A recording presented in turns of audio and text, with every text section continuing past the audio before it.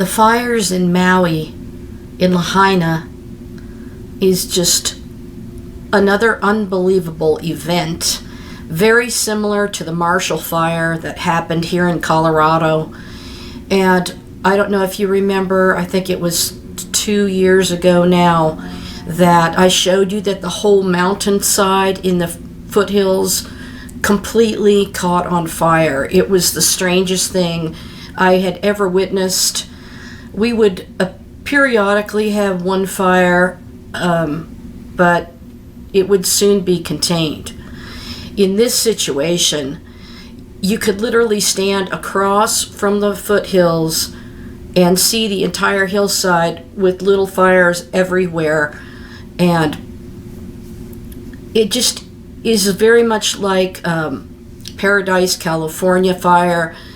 And the same MO of these fires is no warning, wind, rapid spread.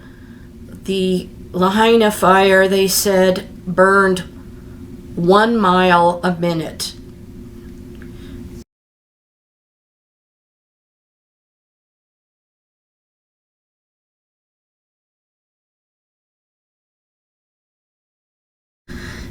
I told you about the fires that happened here. It was around the holidays where the entire town of Louisville and that whole area over there was just literally burned to the ground.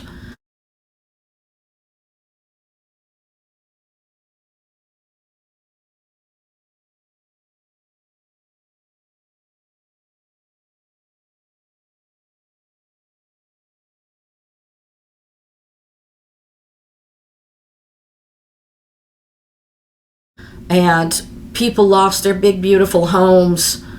And the fire, they didn't know how they even started, but we had these raging winds that came up and just spread it like wildfire. There really was no warning. And in Lahaina, they had no warning. So people were taken off guard, and they had no time to escape. And they are still searching for people that are missing.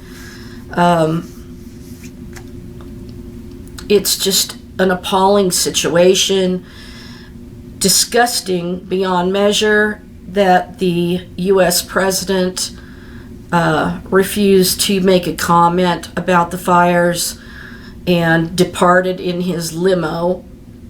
I've never seen anything so disgusting in my life, but that's typical of this administration.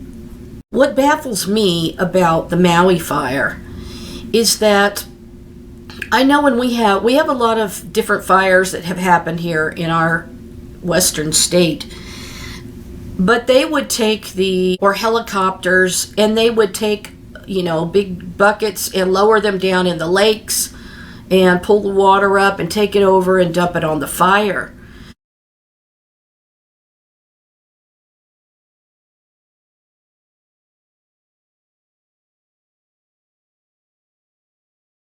I don't understand why in these pictures you have the fire burning right up to the water, and you've got all this water right here, and none of it's being used to douse out the flames right there. It's not even that far a distance. It's right there. It cuts off, the burn mark cuts off right at the water. Everything burned up into the water. People were standing in the water trying to survive. So it's baffling to me how the water and the beach is right there and nothing's being utilized to do anything about it. As far as I've seen, there was no aerial help at all. The same thing happened in the Marshall Fire over here that went raging through the neighborhoods, just burning down everything in sight. And they said that the fire was moving too fast. The firefighters couldn't do anything. So they just let it keep going. And this is what I hear happened there.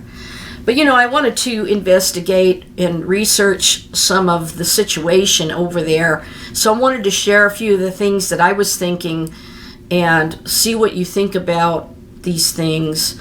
You know, I'm just kind of baffled by entire towns burning down. In this day and age, this should not be happening. They should have utilized the water that was right there.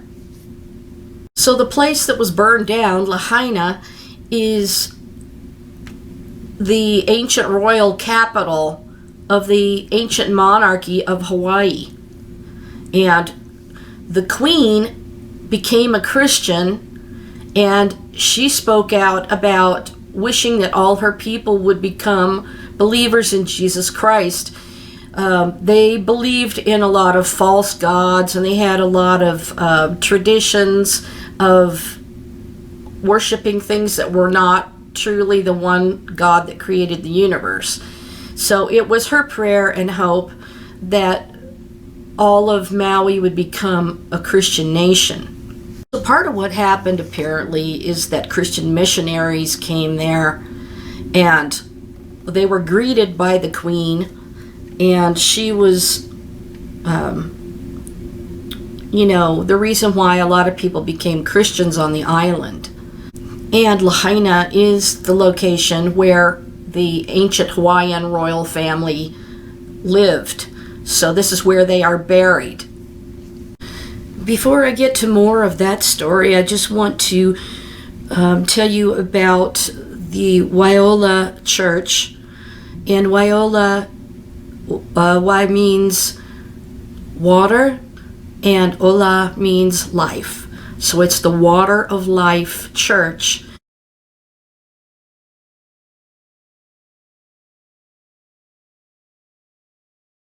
That burned to the ground, and the minister vows to rebuild the historic Waiola church after Hawaii fires. Strength lies in our people. And USA Today reported this article by Terry Collins. It took just 2 words for Judy Kinzer to describe her beloved historic church on the island of Maui, which just celebrated its 200th anniversary 3 months ago. Destroyed, devastating, Kinzer, treasurer and administrator of the office at Waiola Church in Lahaina, Hawaii, said on Wednesday, "Not sure if the church building and preschool buildings are also gone." It pretty much looked like everything burned down with that particular evangelical church. As word and images of the wildfires began spreading across the town of Lahaina, longtime member Anela Rosa, the church's lay minister of 13 years, tearfully confirmed the worst. "It's gone. The social hall, the sanctuary, the annex, all of it," Rosa told USA Today. "It is totally unimaginable." The centuries-old church was among the homes and businesses that went up in flames, fueled by intense winds from Hurricane Dora that also downed power lines and forced evacuations in the town and island. At least 36 people have died, and that was early on. They now have nearly 100 people accounted for that have passed away. Dozens were injured, and 271 structures were damaged or destroyed, and now that total is up to 2,200 last I heard. And this is stated by the Hawaiian state officials. But Rosa, who still had a hard time reaching Kinzer by phone more than 24 hours after the fires erupted in Lahaina and surrounding areas Tuesday, knows the church's spirit goes beyond just a structure. "Buildings can be replaced, even though our church has an awful lot of history," Rosa said. "Our strength lies in our people, who are just as important, if not more important." Maui's Waiola Church has a deep, rich history. And I also understand that another meaning of Waiola, viola, which some people say viola, but it's viola, is the flower. Waiola Church was established as the first Christian church on Maui by the sacred high chiefess Keopuolani in 1823. It became the church of the Hawaiian royal family when Lahaina was the capital of the kingdom, according to its website. Many of the ali Hawaiian for royalty are buried in the adjacent Waiola Cemetery, the first Christian cemetery in the state, alongside missionaries and community members, Rosa said. The Royal Cemetery is regarded as a sacred site, often a must-see for tourists, she said. When you walk in, take a deep breath and see all of the names on the gravestones. You can really feel all of the rich history. The church has seen destruction at least 4 times and risen from the ashes. In 1858, powerful winds known as Kaulula winds destroyed the roof and steeple. The church was repaired and reopened a year later. In 1894, the church was destroyed by an accidental fire started by the caretaker who was burning rubbish in a side yard, and it was rebuilt. The church was again destroyed in 1947 by an accidental rubbish fire and rebuilt a year later. It was destroyed again by Kuaula winds in 1951 and rebuilt more than 2 years later. The church's name was also changed from Waini Moving Water to Waiola Living Water at that time. Also on church grounds is Hale Aloha, the social hall, which also has been restored many times. Hale Aloha was available for community events, and the church were designated as National Historic Landmarks in 1962, Rosa said. The church traditionally provides open-air Sunday services spoken and sung in Hawaiian and English. In May, the church celebrated its 200th anniversary with events that included a luau. Rosa, who has been a member of the church for 35 years and has risen through its ranks, remembers when the board and decision makers were mostly male. Now she and other women have seen the church through various changes, including an all-female board 2 decades ago. Most of these women are no longer with us. I'm like the last left, Rosa said. A lot has changed. Most of our congregation is older, but we're still just as committed. Tiara Lawrence, a local activist who grew up in Lahaina, said her late mother, Haunani Toruya, grew up attending the church and became Rosa's assistant in Rosa described Toruya as a spunky and boisterous person. She spoke for the people. It gave her a manawahini, which means a strong, powerful woman in Hawaiian. Lawrence said her family's history is ingrained in now gutted Waiola Church. My great-grandfather is buried in the cemetery, Lawrence said. I can't imagine how I'm going to feel and see everywhere I grew up, all of the memories that mean so much to me, my family and friends, all destroyed. That's how I feel with my own situation. I feel like everything I knew was just annihilated. My mother, my home, everything is gone. Due to my mom dying, of course. But the church will rebuild after the fire, the minister vows. Waiola Church is now crumbled, Rosa said, but it will be temporary. She's already been asked whether there will be another service. Even if we have to use pop-up tents, we will be together, Rosa said. It will be a time to talk, to share our feelings, to pray, and how we want to move forward. Rosa said the church has been offered money and touching messages from people close to home to as far away as the mainland, including one from the Rev. Sherry Protesman, a conference minister at the Minnesota Conference United Church of Christ in Minneapolis. My heart and prayers go out to you as you grieve the loss of your church building and so much devastation in your community and on Maui. And Prestiman wrote on the church's Facebook page Wednesday, may God offer comfort and wrap you in unending love and strength. Rosa said that the outpouring is a perfect example of Waiola Church's embrace of aloha. This congregation has a resilience unlike any other, Rosa said. That's why I know we will rebuild and we will be better than ever. And truly, the church is in the heart. And this is one of the things I noticed when I got to tour my grandmother's old house that my mother grew up in. And the people that were living in it when I toured it, they, I hate to say it, but let me just say it this way. I realized that my grandmother was what made the house a home. It was the way she decorated. It was her presence. It was her heart.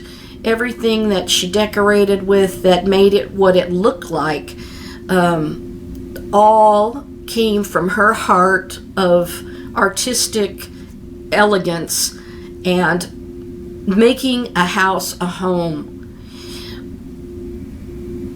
But when our house was sold, not my grandmother's, but when our house was sold, and things were just removed and taken and thrown in the dumpster and taken off the walls,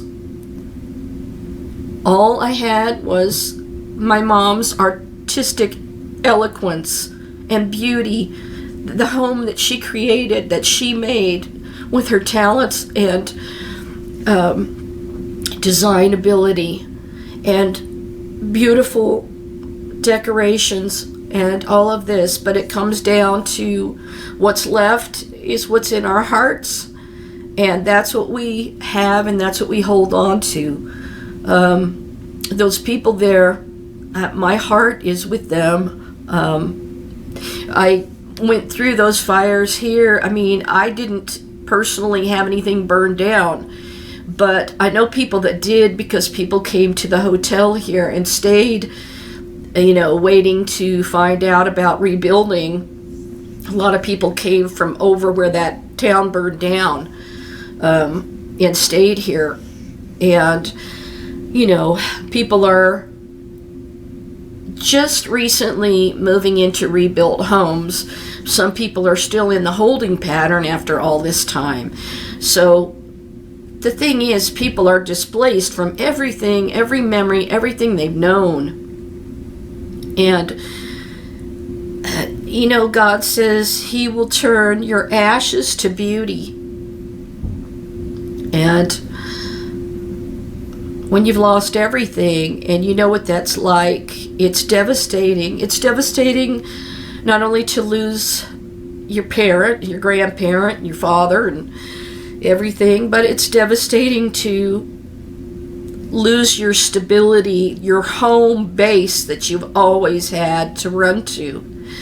And one of the things that I wanted to share, that my mom had fallen up the stairs. She was on the last of the landing and she fell. So she wasn't, the last year and a half of her life, she was no longer going up the stairs. So she really wasn't up in her bedroom, but she had a little stool by the bed and a humidifier on it, and she had not been up there. And the first thing that happened after she died, and I went up there,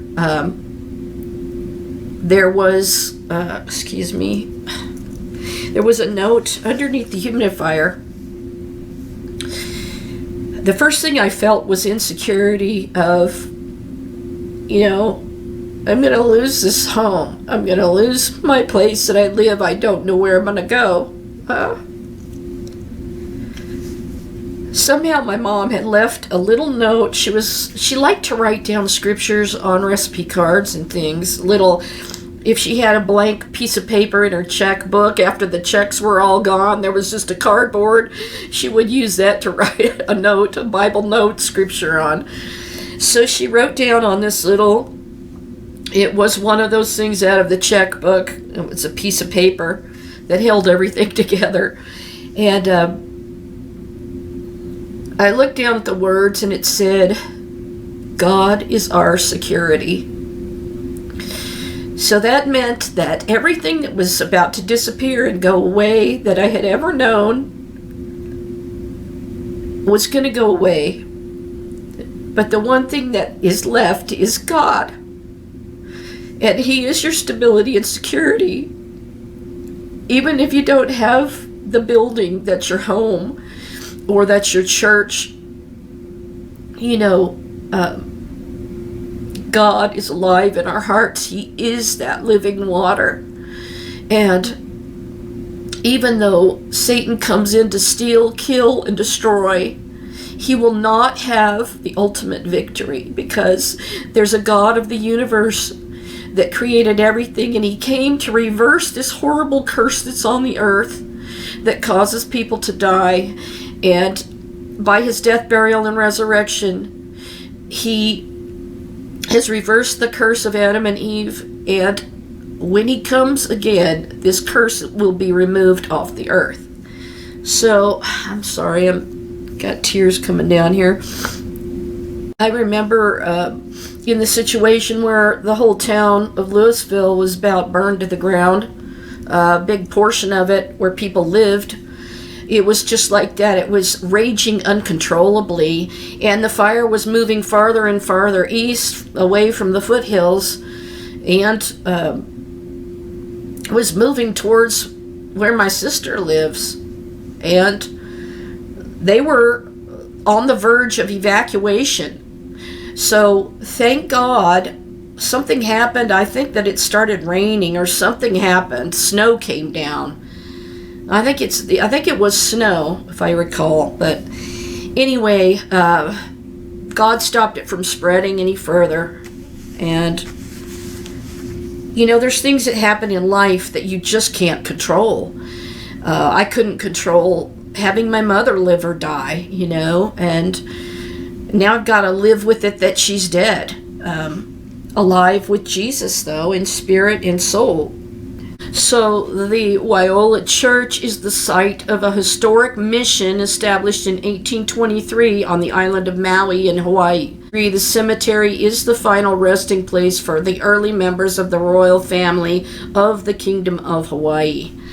So this is where the Christian queen lived and is buried. Now, before the missionaries came, they had like these ancient folklore. They have ancient ritual sites that have been discovered around the crater of the Haleakala volcano. And island folklore says that the demigod Maui lassoed the sun from the volcano's summit. So there's an epic view of the sunrise from the volcano. So Maui is abandoned by his human parents as a baby, as the story goes. It says the gods took pity on him and made him a demigod and gave him a magic fishhook that gives him the ability to shapeshift. So that's probably where that shape-shifting lie came from that everybody keeps saying. It's nothing but a bunch of hooey. It says his men had not yet discovered fire during Maui's tenure in a land of perpetual volcanic eruptions and fire in the mountaintops. Maui decided that rather than periodically hike for dozens of miles across corals just to obtain glowing embers of the extinguished fires put out the previous night by cold winds, he decided upon a simpler solution. He would bring the fire to him. Maui knew of a tribe of intelligent birds that mastered the art of fire making. His plan was to capture their leader and coerce from him the secret of fire. Supposedly, the bird taught him that he should rub certain sticks together in order to produce fire. Maui is a character from Maori and Polynesian mythology. Though the stories about him do sometimes differ, he is consistently depicted as a clever, talented trickster. He's a demigod, and he has supernatural powers but still looks human. So this was, kind of the folklore of the island of Maui. And what does Maui mean in English? It means trickster god with a low G. Maui is a boy's name of Hawaiian and Maori origin. This name belongs to a trickster god in Polynesian mythology and was also given to one of the Hawaiian islands. Maui is considered the god of the sea in their folklore. Maui is the son of Turanga, the wife of Makea Tutera. He was a miraculous birth. His mother threw her premature infant into the sea, wrapped in a tress of hair from her top knot. Tiki Tiki. Hence, Maui's full name is Maui Tiki Tiki, a Turanga. Ocean spirits found and wrapped the child in seaweed and jellyfish, according to the legend. The Maui necklace in Hawaiian jewelry, the pendant symbolizes energy, prosperity, and strength. Tradition also says that the Maui hook necklace brings its wearer good luck and the safe passage over water. The He Matau is also known as the Maori fishhook necklace and is said to bring the wearer the same qualities as the Makau. The wildfires that have killed almost 100 people so far that they know about burned on an island that contains the part-time homes of billionaires Oprah Winfrey, Peter Thiel, and Jeff Bezos. And by the way, the news showed Oprah Winfrey handing out pillows and staying kind of rather subdued right after the flames tore through the town within 45 minutes. The whole thing was burned to the ground. Oprah's Maui farm, green-thumbed billionaire, the media mogul 59 who's worth $2.7 billion, currently owns approximately 780 acres on the Hawaiian island, and produce grown on her land is donated locally. And I do have to say something positive, that at least Oprah tried to go help right away, tried to provide things for people, that were displaced. And she tried to kind of keep a low profile. She didn't really even seem to want to answer many questions of the reporter. It's also said that the Catholic Church was spared any harm, that it did not burn to the ground and remains pretty much untouched, while the trees all around it were burned up, including the big palm trees. Maui's Hawaiian history and home to remnants of the missionary era, a place sometimes called Maui's crown jewel or the colonial Williamsburg of the Pacific. As you've seen the pictures, the whole town was reduced to charred walls and rubble. Reading about this being the big missionary place, it reminds me how much the ultra-Orthodox hate missionaries and want missionaries out of Israel. So that's interesting about Lahaina. So it's interesting that Lahaina's history has to do with the missionaries coming there. I really want to get to the point of where the Hawaiian queen who converted to Christianity, what she said as she lay dying. But I wanted you to know that the Ili'i were the traditional nobility of the Hawaiian Islands, and they were part of a hereditary line of rulers. Oho Ali'i.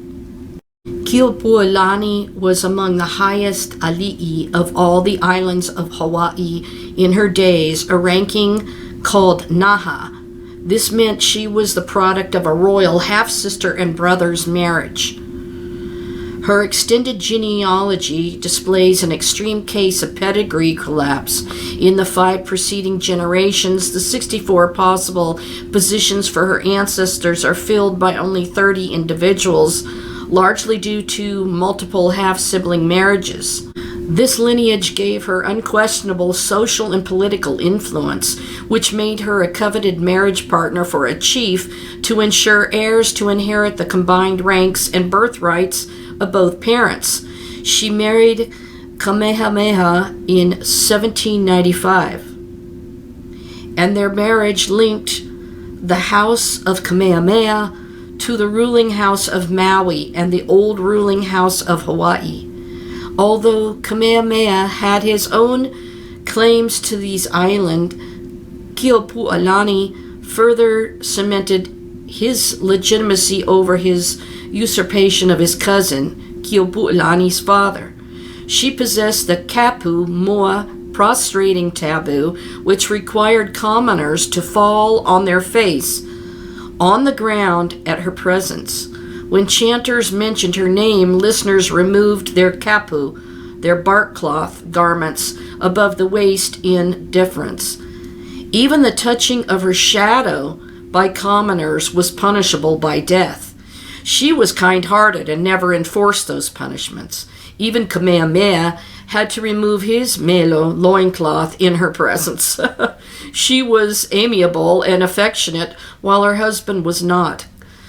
Keopuolani was strict in the observance of the kapu, but mild in her treatment of those who had broken it, so they often fled to her protection. At King Kamehameha's death, upon the death of King Kamehameha in 1819, Keopuolani's eldest son, Liholiho, ascended the throne as Kamehameha II. For the most part, Keopuolani stayed out of politics, but generally supported Kamehameha's the first favorite wife, Kahumanu, who served as Kuhina Nui regent during the short reign of Liholiho. After the death of Kamehameha I, Keopuolani married High Chief Ho'apili, a close friend of Kamehameha, who was the son of Kememeamoku of the royal twins. Ho'apili was given the honor of secretly carrying the remains of Kamehameha by canoe to a secret site on the coast of Kona. This burial mystery has inspired the epitaph, "Only the stars of the heavens know the resting place of Kamehameha." Anoi and Christianity. Keopuolani played an instrumental role in the Anoi, the overthrow of the Hawaiian kapu system. She collaborated with Queen Kahuamani and Kahuna Nui Kuaheu, sharing a meal of forbidden foods. At the time, men were forbidden to eat with women, according to the kapu. Since they were not punished by the gods, the kapu was broken. The breaking of the kapu came at an instrumental time for the missionaries who came in 1820. She was among the first of the ali'i to convert to Christianity. She adopted Western clothing and learned to read and write. In March of 1823, Ho'apili, now royal governor of Maui, asked to be supplied with books for Keopuolani to pursue her studies. For a domestic chaplain, they used Pua Aiki, also known as blind Bartimaeus, who was known as a spiritual light, and at this time Keopuolani made the public declaration that the custom of taking multiple spouses by royalty would be ending, to be consistent with Christian practice. Ho'apili became her only husband. Illness, and Keopuolani came sick and worsened the last week of August 1823. So we are 200 years out exactly from when she got sick. Many chiefs began to assemble to pay their respects to the queen. Vessels were dispatched for them to different parts of the islands, and one was sent by the king to Honolulu for Dr. Blatchley the evening of September 8th. Sensing that she was dying, a messenger summoned the mission families to her house. She extended her hand to them with a smile and said, "Makai, good," and added, "Great is my love to God." In the morning she was a little better and conversed with her husband, Ho'apili. To the Prime Minister, Kalani Moku, on his arrival, she is quoted by the missionaries as saying this: "Jehovah is good God. I love him, and I love Jesus Christ, I have given myself to him to be his. When I die, let none of the evil customs of this country be practiced. Let not my body be disturbed. Let it be put in a coffin. Let the teachers attend and speak to the people at my interment. Let me be buried, and let my burial be after the manner of Christ's people. I think very much of my grandfather, Kalani'opu, and my father, Keopuolani, and my husband, Kamehameha, and all my deceased relatives. They lived not to see these good times and to hear of Jesus Christ. They died depending on false gods. I exceedingly mourn and lament on account of them, for they saw not these good times. Keopuolani wanted to receive Christian baptism. The missionaries in Lahaina, Charles Stewart and William Richards, agreed it would be appropriate. However, they wanted a spokesman fluent in the Hawaiian language, so the implications of the public ceremony would be clearly understood. English missionary William Ellis arrived at this time, and the dying woman was acknowledged as a member of the church. The king and all the assembled leaders listened to Ellis's statement of the grounds of which baptism was administered to the queen. And when they saw that water was sprinkled on her in the name of God, they said, "Surely she is no longer ours. She has given herself to Jesus Christ. We believe she is his and will go to dwell with him." She wanted her daughter, Nehi'ena, to be raised as a Christian.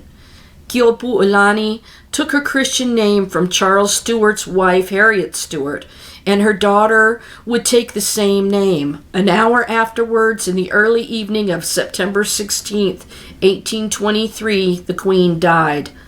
The next day, the ships in the port fired their guns in salute, and a large public funeral was held on September 18th of 1823.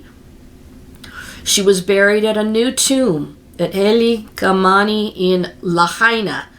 In 1837, King Kamehameha III transferred her body to the sacred island of Maku'ula in Lahaina, Maui. Later, her remains were perhaps reburied at the church cemetery at Waiola Church, along with her daughter and many others in the royal family. So this is the church that there's nothing left of. It burned to the ground. I do think it's interesting that they were worshiping this Maui that had to do with fire. And of course, probably because of all of the volcanic activity around the Hawaiian Islands. So, Hawaii's queen gave her life to Jesus Christ, and Waiola, the Water of Life Church that burned to the ground, was where she was interred. And she said that she loved Jesus Christ. So she wished for all of her people to turn away from the folklore of these false gods and to depend on Jesus, because he is the way, the truth, and the life.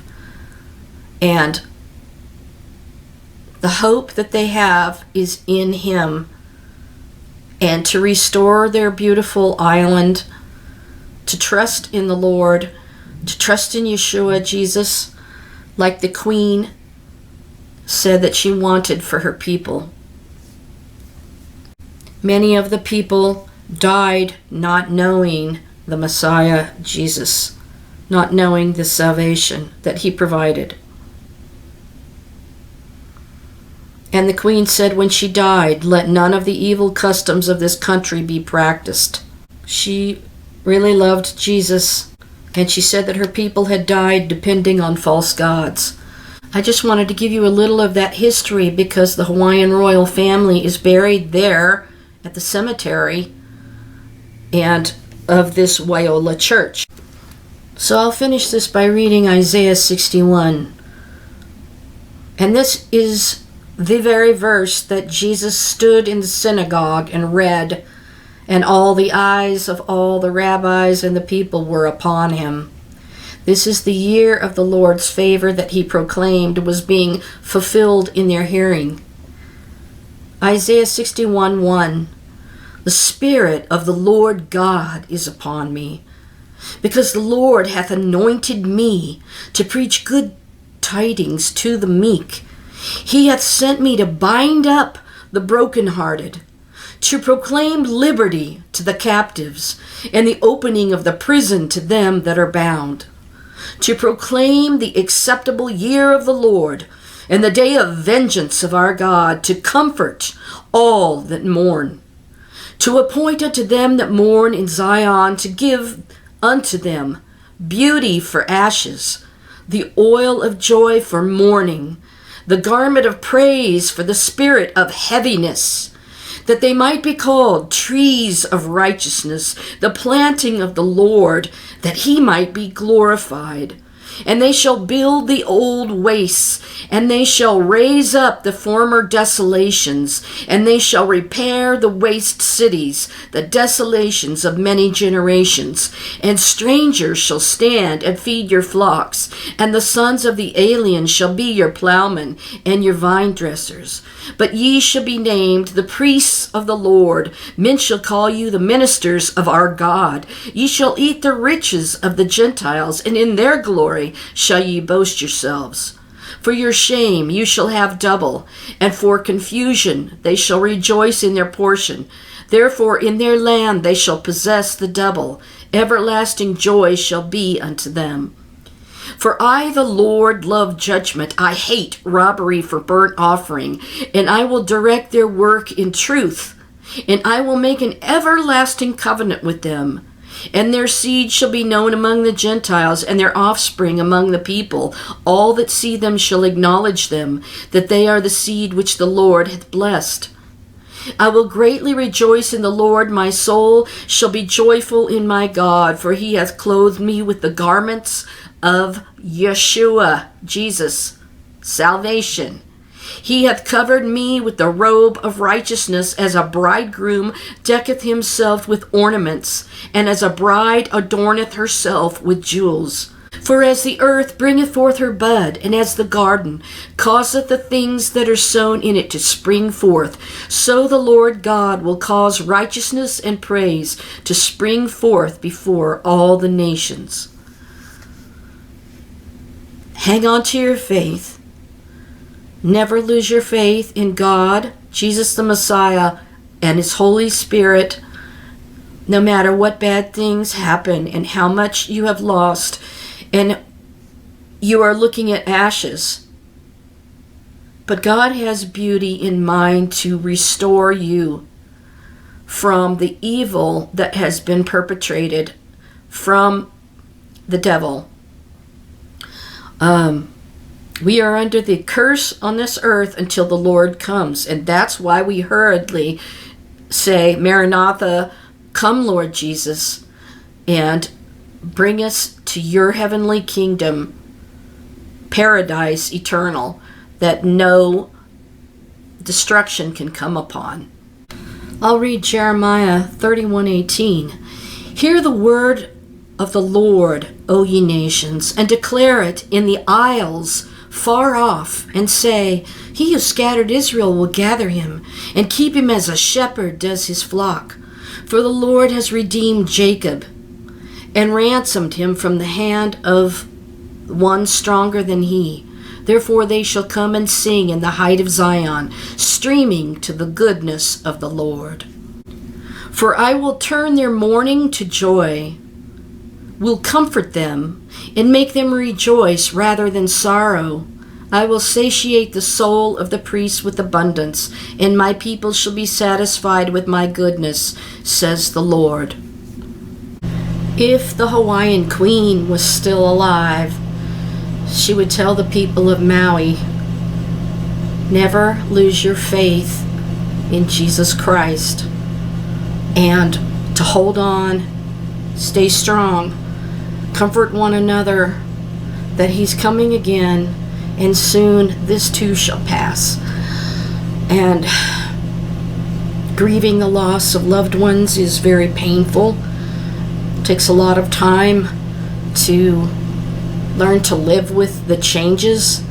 So I hope people will be more comforting and more compassionate towards those who've lost loved ones, and have a little more understanding that you don't just move on in those kind of horrible words. You just go from day to day and deal with the changes as they come. Remember these words, for the Lord himself shall descend from heaven with a shout, with the voice of the archangel and a trumpet call of God, and the dead in Messiah shall rise first. Then we who are alive and remain shall be caught up together with them in the clouds to meet the Lord in the air, and so shall we ever be with the Lord. Therefore, comfort one another with these words. God bless everybody. And remember that note that I found after my mother died, that she had left about 1.5 years earlier, tucked under the humidifier, that said, God is our security.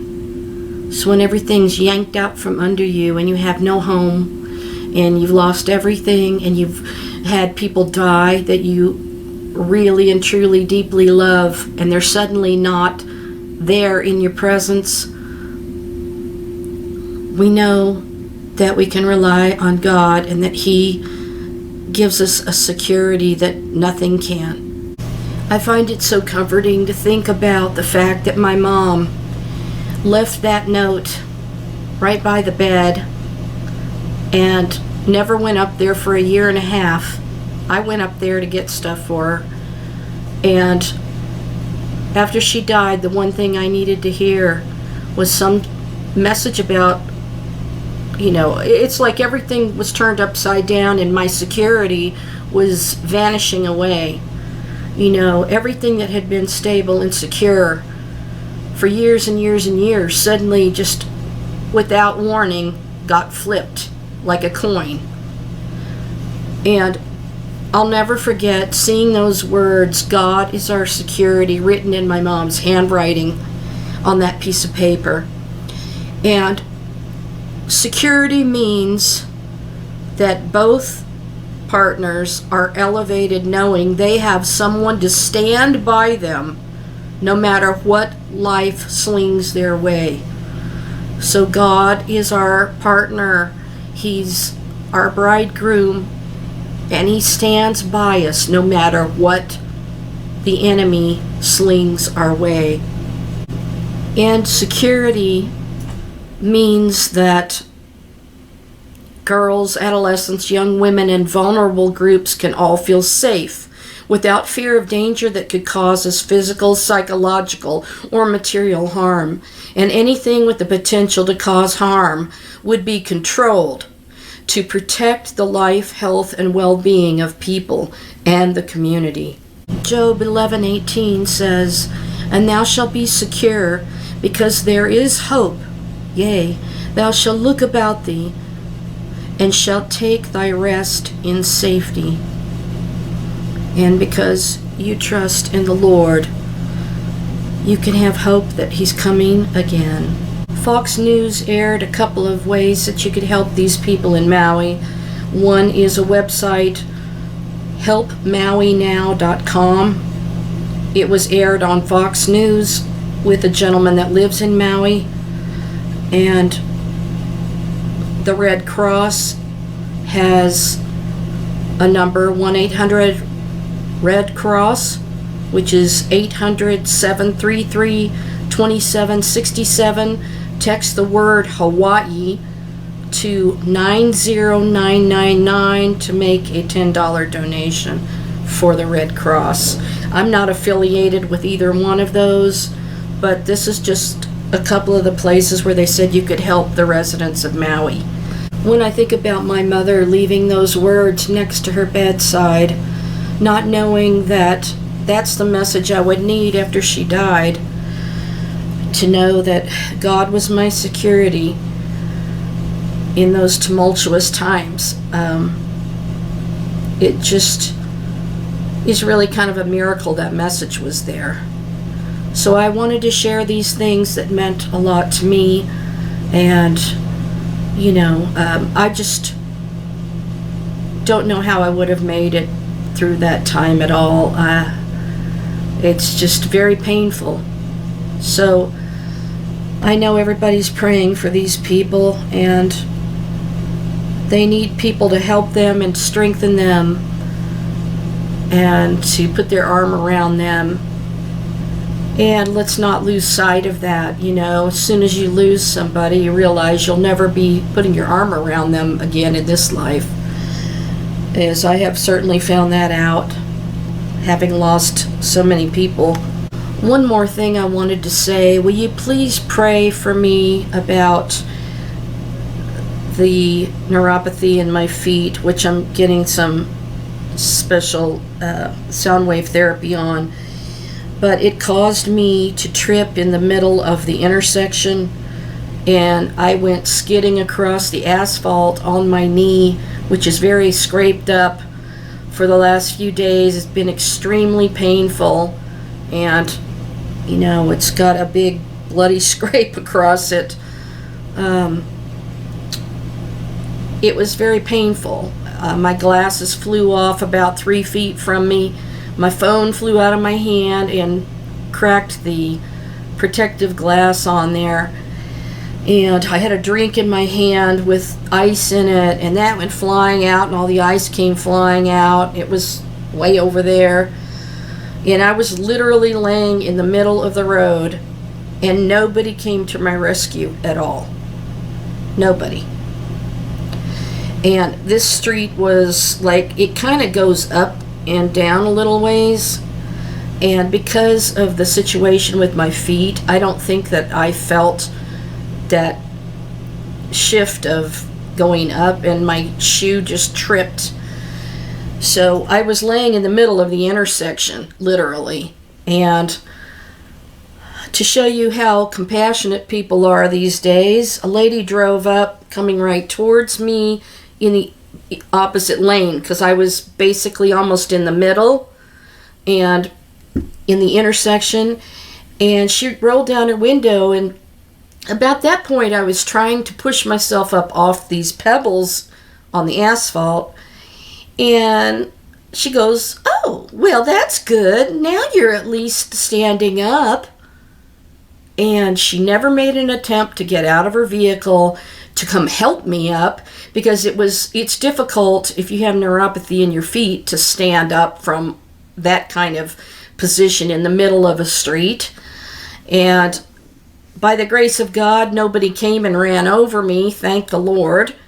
I wasn't even aware of any other cars around because I was so shaken and jerked. It jerked me and threw me down across the pavement, where I went sliding on my knee, basically. So I had this big wound just under my kneecap area, and it's very painful. So I just asked for prayers for that, and praying for the nerves to be restored. And I just wanted to share that because I've been in a lot of agony about it. Couldn't believe that nobody even paid any attention at all. So this is the kind of treatment that I got, and it doesn't make me feel all warm and fuzzy about humanity. I'm grateful that there are people that do have concerned people, but it was unbelievable to me. And I was probably in the street probably about 4 to 5 minutes before I could even stand up. So, if you see somebody in trouble like that, don't just turn a cold heart to them. Anyway, thanks for your prayers, and I will talk to you in the next video. Shalom for now.